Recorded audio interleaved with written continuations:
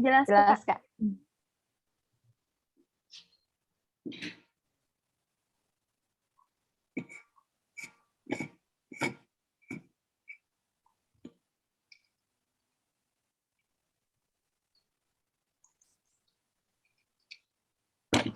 Udah, Vero.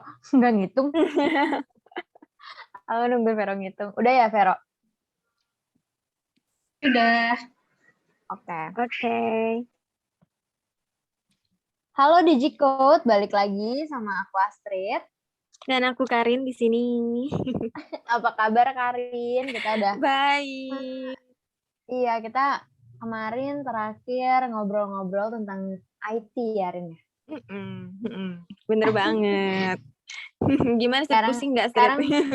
pusing buat aku nih yang kayak nggak ngerti apa-apa nih, aku pusing sih. Karena emang Tapi guys, gimana, dunia Rin? kita tuh berbeda banget ya. Astrid tuh kayak di Iya. sosial media, terus aku tuh di IT gitu. Jadi kadang tuh kita ngobrol, hah gitu. Aku kadang-kadang suka amazed gitu ya, mungkin kok kamu ngerti sih Rin kayak gini, Rin, gitu loh.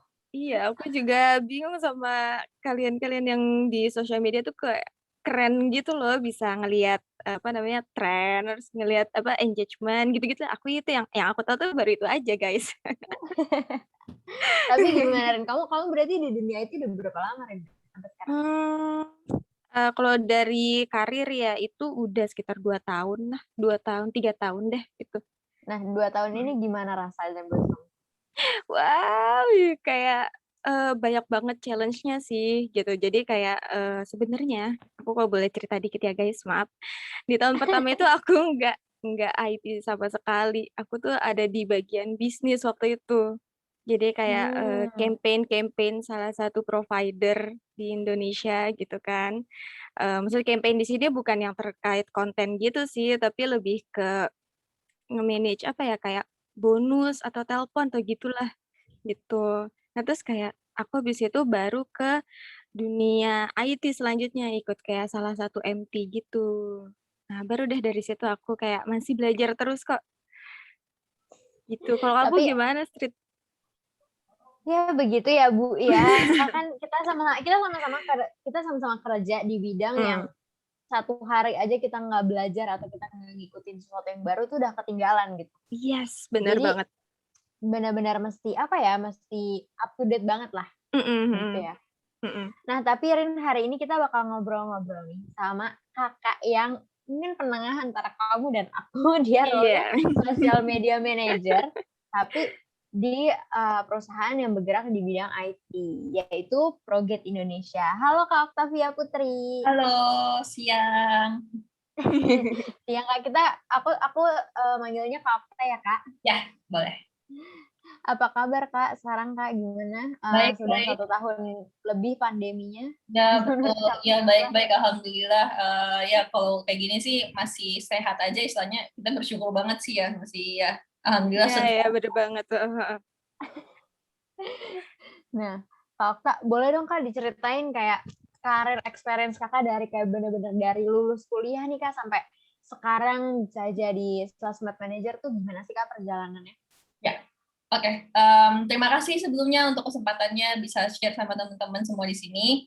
Mungkin kalau perjalanan karir sebenarnya lumayan panjang ya, karena aku kebetulan juga mulai, mungkin ini belum karir ya, lebih ke pre-karir. Aku tuh mulai sebenarnya dari SMA bahkan, jadi kayak udah sering involve kayak ngajar-ngajar bahasa Inggris, terus ya bahasa Inggris sama English debate. Dari situ baru semakin banyak network, kenalan. Baru pas kuliah mulai meniti karir yang benarnya.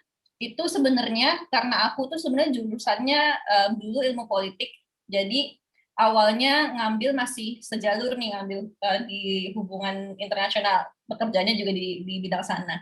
Cuman ya karena namanya kerjaan kan kita ketemu banyak orang segala macam, terus ternyata pas zaman kuliah pun karirku udah mulai banyak yang manage project segala macam, jadi ujung-ujungnya ternyata sering megang, ada beberapa kali megang project dari pemerintah. Baru setelah lulus, justru pekerjaan pertama setelah lulus itu adalah sebagai operations manager di perusahaan teknologi juga. Jadi justru dari operations, baru setelah itu pindah ke perusahaan waktu itu blockchain, Tapi di situ sudah mulai di bidang, aku nge-manage di bagian marketingnya, baru dari situ deh pindah lagi ke Progate dan still di bidang marketing, lebih tepatnya ke social media, atau kita mungkin sekarang lebih banyak involve-nya kalau di startup tuh digital marketing kali ya, kalau misalnya social media tuh gitu sih kalau misalkan singkatnya ceritanya. Nah, Kak Okta, ini kan kita kan teman-teman Digicode nih banyak banget Kak yang dengerin tuh kayak fresh graduate atau yang masih kayak kuliah gitu.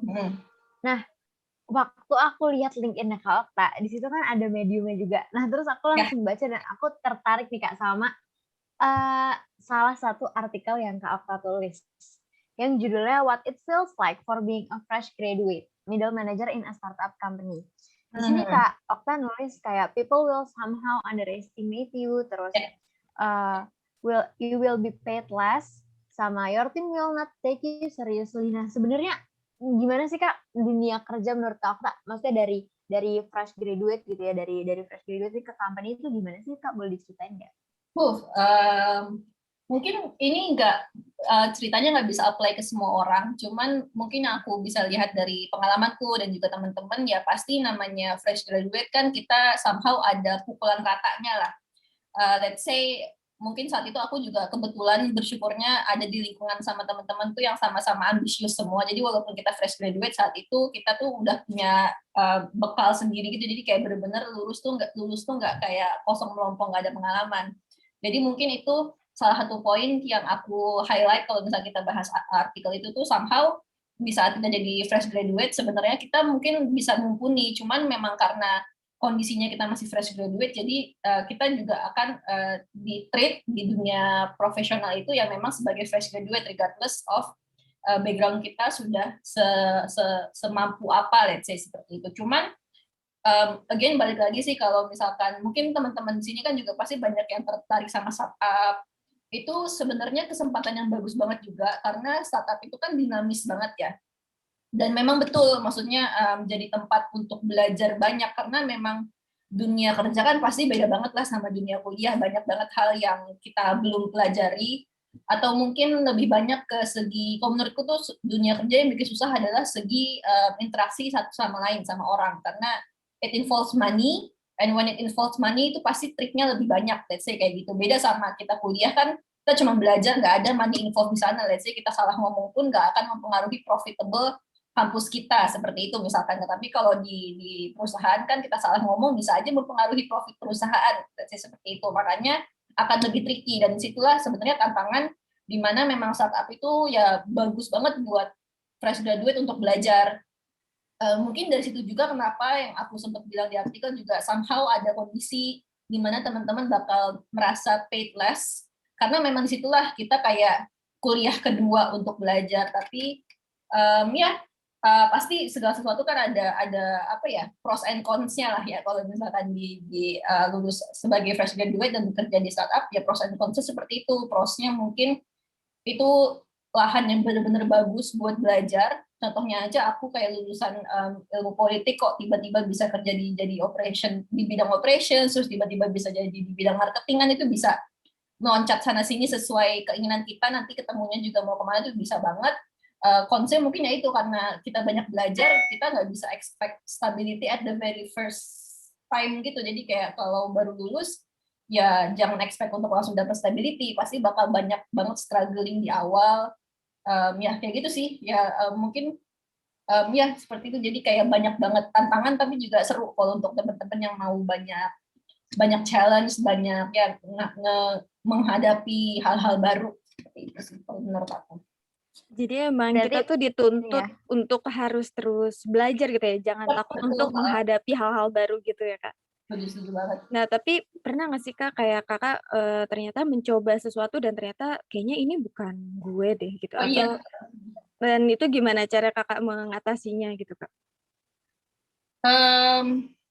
Itu kebetulan waktu itu terjadi di pekerjaan pertama setelah lulus. Jadi the job is really great, dalam arti justru pekerjaan yang aku kerjakan adalah mungkin banyak banget anak muda sampai sekarang tuh kayak ngomong, gila kerja lu tuh enak banget, kayak lu bisa traveling, bisa kerja sambil traveling segala macam. But for me it's not for me, karena itu bukan passion aku. Jadi mungkin cara mengatasinya saat itu lumayan berat sih, karena di satu sisi you already have the job, kayak what are you asking for more gitu loh, kayak this is the job that everyone in your peers pengen gitu, kenapa lu malah nggak pengen seperti itu. Tapi sisi lain kayak ini gue beneran yang gue pengen bukan sih, kayak apakah gue siap untuk pindah dan benar-benar mulai dari awal lagi kan. Let's say kayak waktu itu kan aku mengerjakannya di bidang project based dan juga banking operations, sedangkan aku merasa mulai tertarik di bidang marketing, which means kalau aku pindah kan aku harus mulai dari awal banget lagi.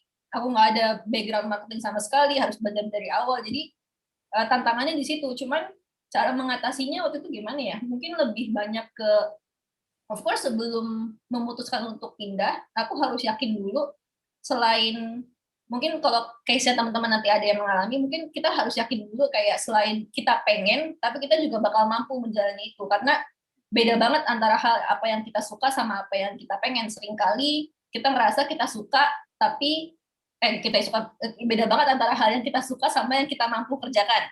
Karena seringkali kita ngerasa kita suka sama suatu hal, tapi ternyata mau gimana pun juga itu kita nggak bisa ngerjain. Seperti itu kan juga somehow sering terjadi ya. Jadi mungkin kalau ada teman-teman di posisi seperti itu, sebelum pindah pastikan dulu punya bekal yang cukup nggak sih untuk memulai dari awal seperti itu. Kayak apakah ia nantinya bisa menjalani seterusnya di bidang tersebut, seperti itu sih. Jadi harus hati-hati juga di saat mau mengambil tindakan yang kita rasa kita pengen banget untuk ambil tindakan tersebut, seperti itu sih.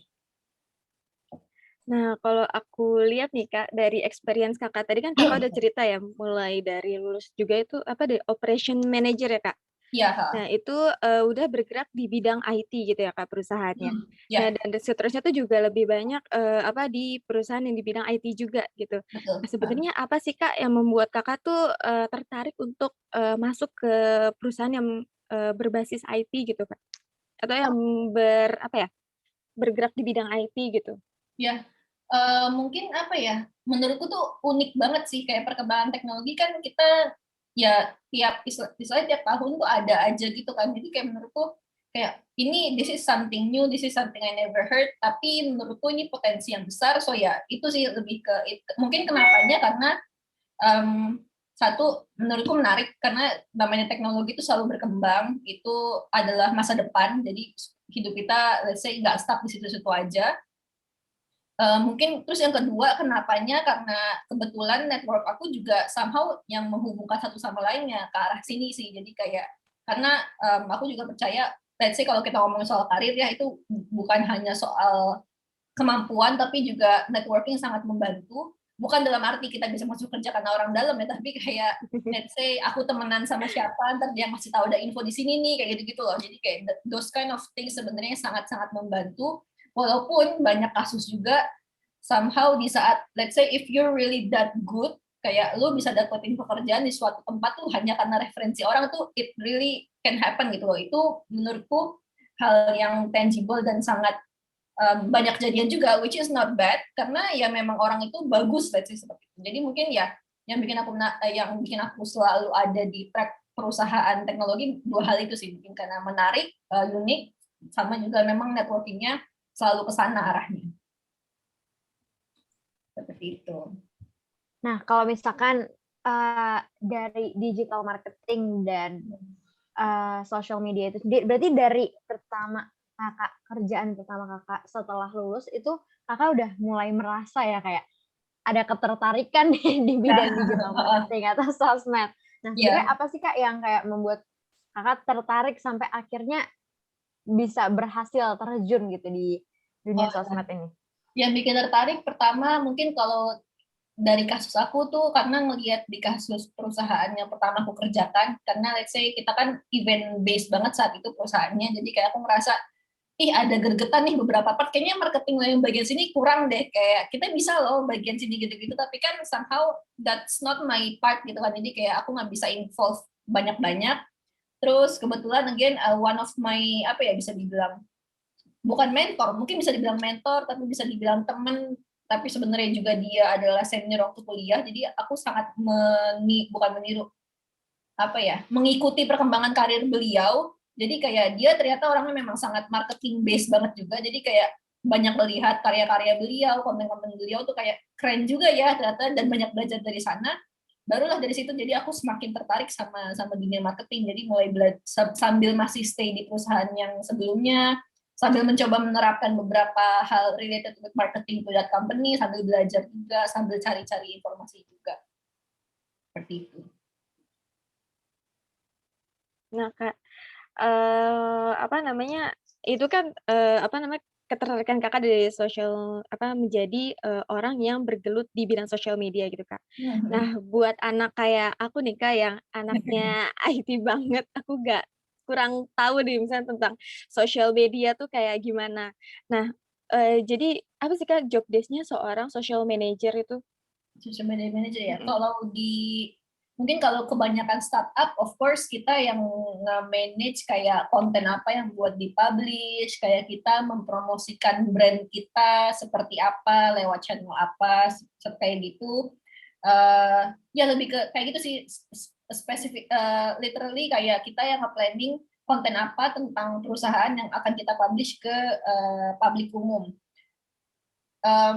Kalau dari grand idea mungkin ya itu sih, justru social media itu adalah, atau social media manager let's say, itu tuh kita punya tugas untuk mengkomunikasikan perusahaan kita ke masyarakat umum, which is menurutku itu kinda hard, dan nggak semua orang bisa ngelakuin juga, karena kita ngomong social media is not simply tentang kita posting di Instagram doang, kayak itu enggak, karena kita harus bisa set up the tone yang benar, kita harus bisa mempersonalisasikan perusahaan kita seperti apa, terus ke depannya mau kayak gimana, itu tuh penting banget. Jadi menurutku ini ya semua bagian pekerjaan pasti penting ya, cuman kayak social media ini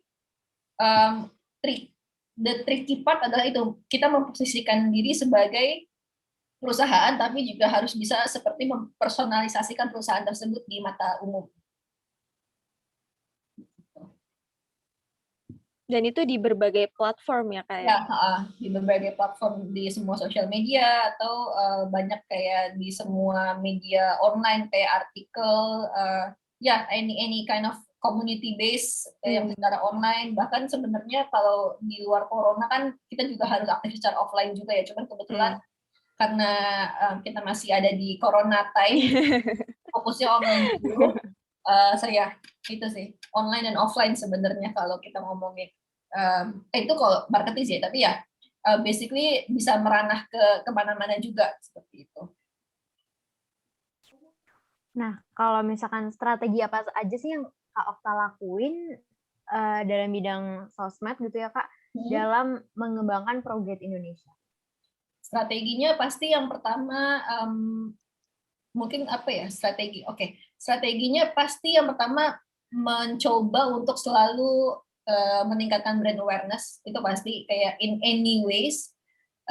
Terus yang aku sering lakukan di perusahaan sekarang ataupun di case-case sebelumnya juga itu yang mempersonalisasikan perusahaan. Jadi menurutku sebagai sebuah perusahaan itu sebenarnya kalau di sosmed akan bagus kalau dia bisa diingat oleh orang-orang dengan suatu jadi kalau kita nyebut misalkannya Prograde gitu, kayak orang tuh langsung semua ingat, oh yang ini ya, oh yang kayak gini ya, kayak gitu loh. Jadi kayak bagus kalau kita punya personalisasi tersendiri.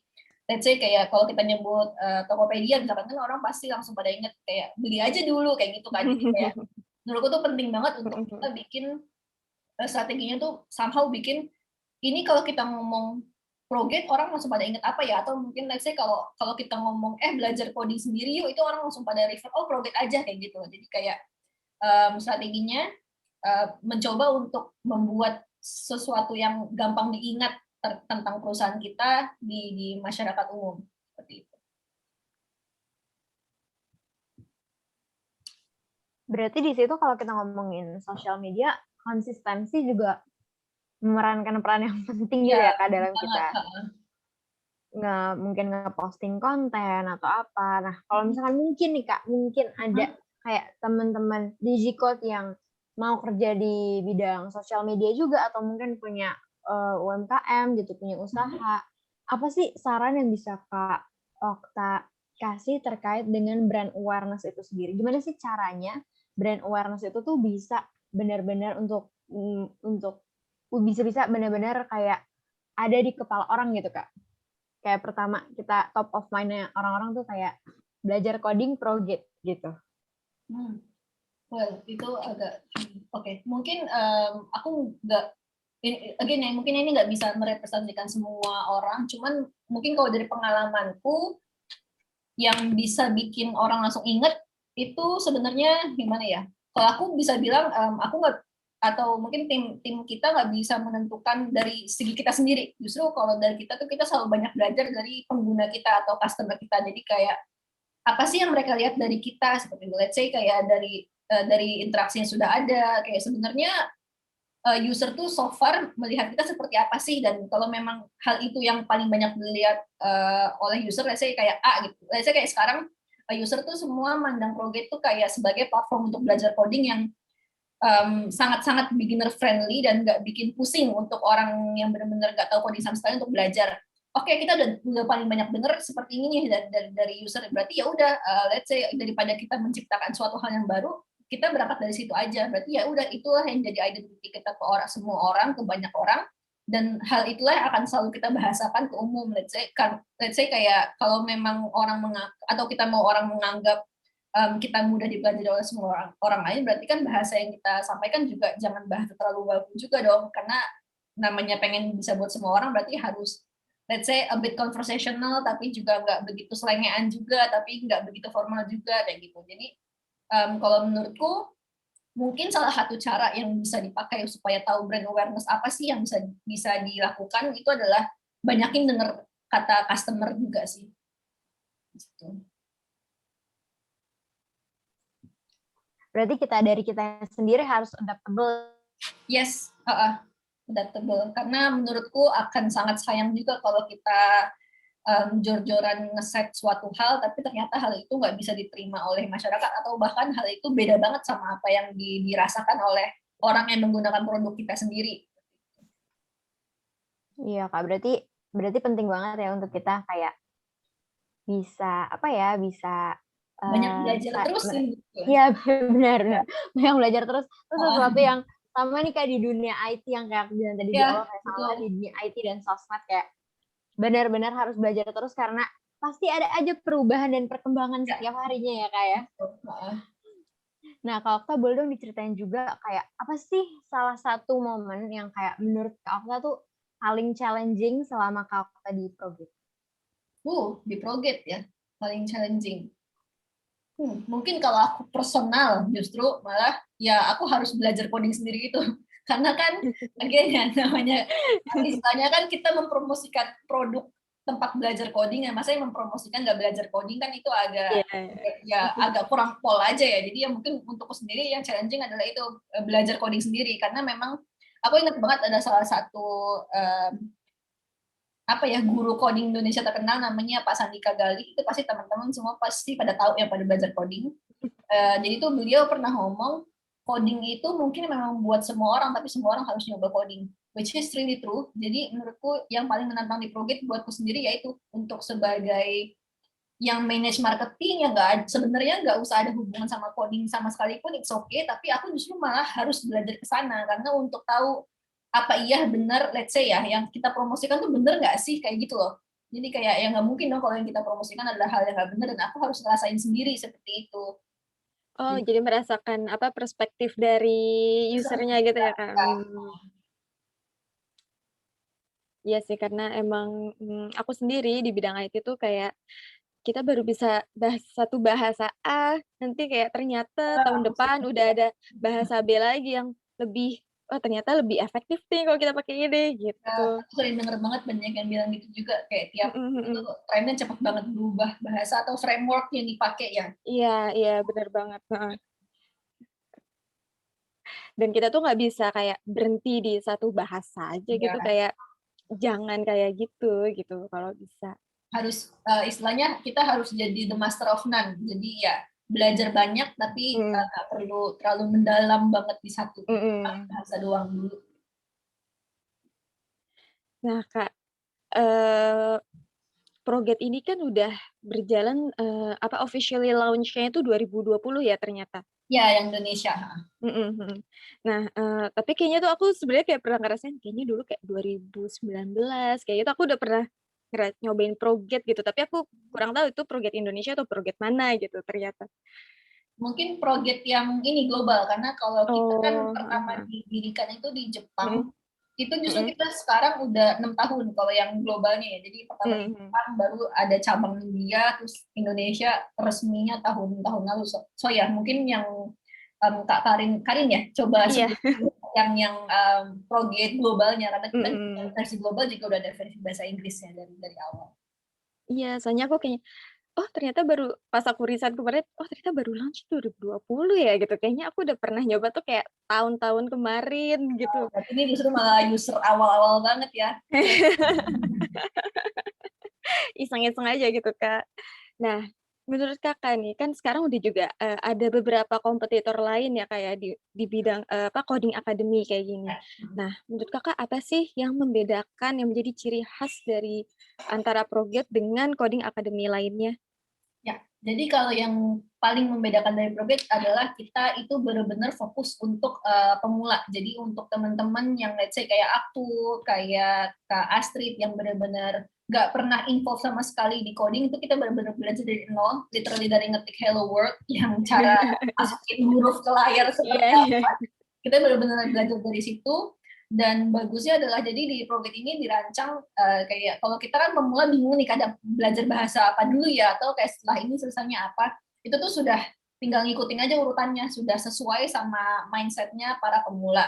Itu salah satu keuntungannya. Terus beberapa keuntungan yang lain, jadi kalau let's say platform belajar coding lain itu kebanyakan heavy di video atau konten yang mesti dibaca atau ditonton. Sedangkan kalau di Proget kita nggak heavy di situ. Jadi kita nggak pakai video, kita ada slide-slide interaktif aja dan itu sedikit, jadi lebih banyak ke langsung praktek di platform kita dan itu nggak perlu install apapun selama belajar langsung di websitenya. Jadi akan lebih ringan juga untuk teman-teman belajar, nggak perlu spesifikasi laptop seperti apa-apa.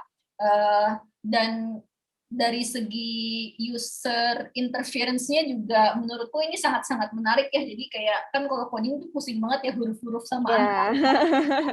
Cuman di Proget kayaknya aku juga maksudnya udah baru belajar HTML beberapa latihan doang sih, tapi sudah merasakan juga itu ya interference-nya lumayan menarik lah. Jadi nggak bosen, nggak hitam putih doang, menantang. Dan banyak sih mungkin jadi agak promosi ya, jadi kayak Gak apa-apa Kak, bagus Kak. sistem leveling juga. Jadi misalkan hari ini aku setiap kita ngerjain suatu latihan tuh bakal nambahin skor dan bakal nambahin level. Jadi nanti bakal ada ranking gitu di leaderboardnya. Jadi kan kalau sama teman-teman bisa seru-seruan kayak, ih gue lebih banyak belajarnya hari ini kayak gitu-gitu sih. Jadi itu lebih sangat beginner friendly. Dan ringan, jadi nggak kebanyakan kelamaan nonton video, kita langsung praktek aja di websitenya. Itu sih. Jadi langsung learning by doing ya Kak? Yes, betul. Nah Kak, kalau misalkan aku atau ada teman-teman Digicode lainnya mau nyobain Proget nih Kak, kira-kira ada program-program apa aja sih Kak di Proget? Bisa banget. Wait, kita saat ini sih kebetulan lagi belum buka bootcamp tersendiri. Cuman mungkin untuk teman-teman yang mau mencoba Proget, bisa langsung aja buat akun di proget.com. Terus sambil kepoin medsosnya Proget. Jadi medsos kita semua di @progetid. Itu kita suka ada, kalau nggak salah kemarin ada promo khusus bulan April sih untuk ini dari Tokopedia. Nggak ada promo pun sebenarnya harganya udah sangat-sangat murah ya kalau boleh promosi lagi. Dan itu nanti ada promo tambahan dari Tokopedia. Jadi ya untuk sekarang sih belum ada, cuman pantengin aja medsosnya karena kita selalu sering ngide ada program-program seru aja gitu. Tapi sebenarnya diumumin di medsos, jadi ya bisa pantengin aja dulu di medsosnya Proget. Nah itu guys, jadi bisa boleh langsung ya guys. juga Kak, ini medsosnya apa aja sih Kak? Ya, kita medsos ada Instagram, Twitter, Facebook, semua di Proget ID. YouTube juga ada, tapi kalau YouTube kebanyakan ini sih, kita ada konten, kita sering ada sesi live AMA sama figur-figur terkenal. Medium juga ada isinya kisah-kisah sukses yang udah pernah belajar di Progate, kayak ada siswa SMA kemarin kita baru publish kayak ada siswa SMA yang belajar coding dari nol di Progate sampai sekarang justru dia malah jadi mentor di bootcamp coding gitu. Wow. Medium ada, TikTok juga kita ada. So basically all sosmed kita ada di sana. Ya, jadi bisa dipantengin aja buat teman-teman biar sambil baca-baca dulu, cari tahu gitu. Nah, yang terakhir nih, Kak. Apa sih 3 kata yang bisa mendefinisikan Progate Indonesia? Wow, apa ya? 3 kata ya? Ya.